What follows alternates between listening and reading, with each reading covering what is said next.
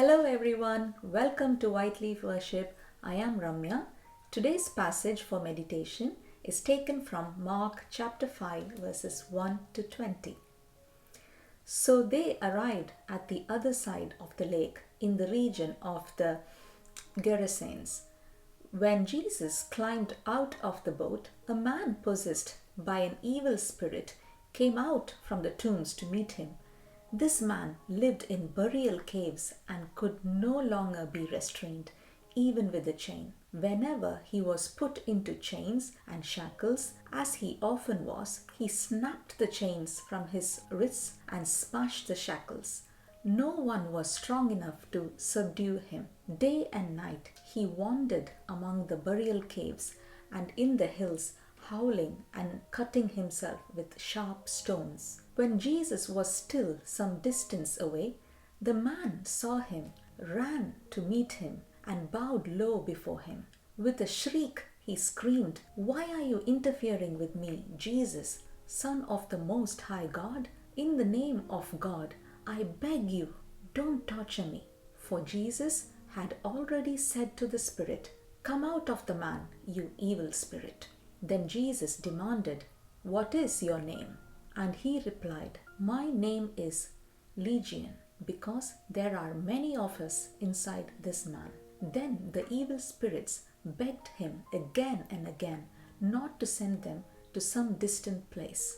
There happened to be a large herd of pigs feeding on the hillside nearby. "Send us into those pigs," the evil spirit begged. "Let us enter them." So Jesus gave them permission. The evil spirits came out of the man and entered the pigs, and the entire herd of about 2,000 pigs plunged down the steep hillside into the lake and drowned in the water. The herdsmen fled to the nearby town and the surrounding countryside, spreading the news as they ran. People rushed out to see what had happened.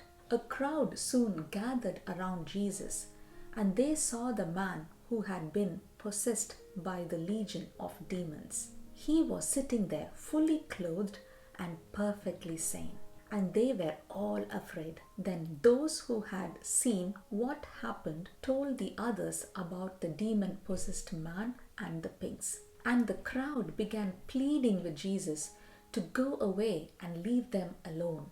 As Jesus was getting into the boat, the man who had been demon-possessed begged to go with him. But Jesus said, "No, go home to your family and tell them everything the Lord has done for you and how merciful He has been." So the man started off to visit the 10 towns of that region and began to proclaim the good things Jesus has done for him. And everyone was amazed at what he told them.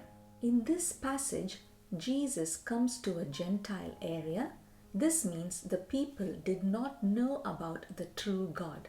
When Jesus stepped out of the boat, a demon-possessed man came to meet Jesus. Demons are active, dangerous, and destructive. They need to be in a body to have their evil effects.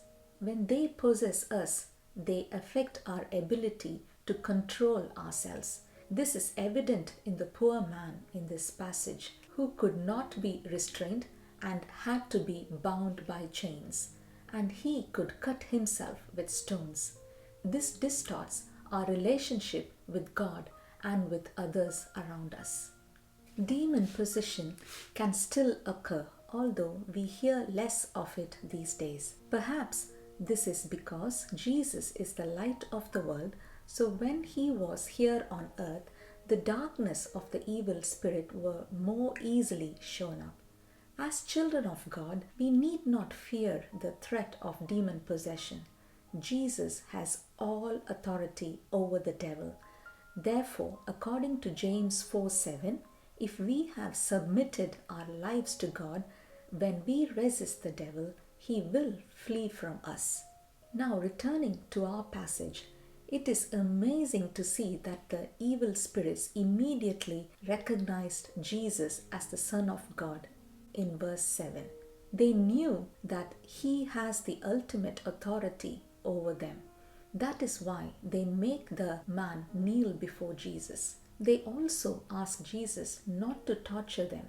This is because they know they will be sent to the eternal fire at judgment, and their time has not yet come. Jesus is filled with mercy and compassion for the man, so commands the demons to come out of him. Jesus values even that one human soul, as the evil spirit destroys the man who is God's masterpiece. Every human being is unique and has eternal value in God's eyes. Jesus then demands to know his name in verse 9. The evil spirit said, "My name is Legion, and that they are many." They beg not to be sent too far away, but into the herd of pigs on the hillside. Here we read that Jesus gave permission for them to go into the pigs.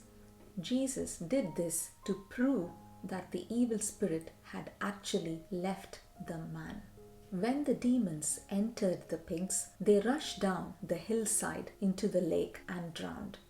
When the herdsmen came to know about this and saw the once demon-possessed man fully clothed, perfectly sane, and that the pigs had drowned, they were afraid and pleaded Jesus to go away and leave them alone.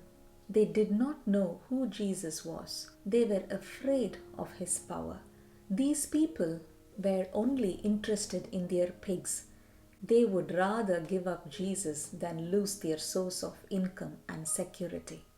The man then wanted to follow Jesus, but Jesus wanted him to go to his family and friends and tell them the mercy of the Lord and what he had done.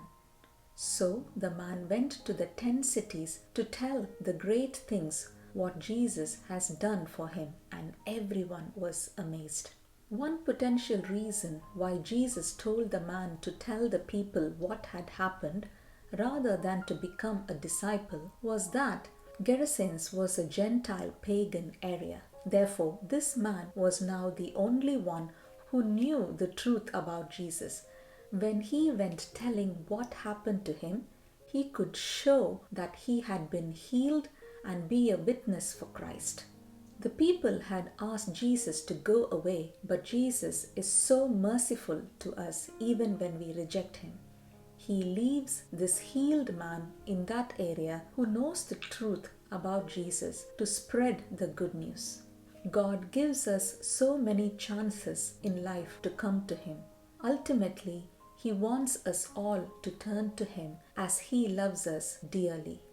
Jesus did not avoid the unclean people when he was here. He came down from heaven for sinners like us. It is our choice to be with Christ, so evil things cannot enter us. When we are filled with the Holy Spirit, the devil will always be scared of us. As a child of God, it is our responsibility and duty to tell the goodness of Christ to all. When a doctor cures our physical illness, we often refer our friends to that doctor, don't we? In the same way, we should tell others about Jesus who has cured our sin. That's all for today. Thank you for listening. Please like, subscribe, and share with others whom you think may benefit from this meditation. God bless you all.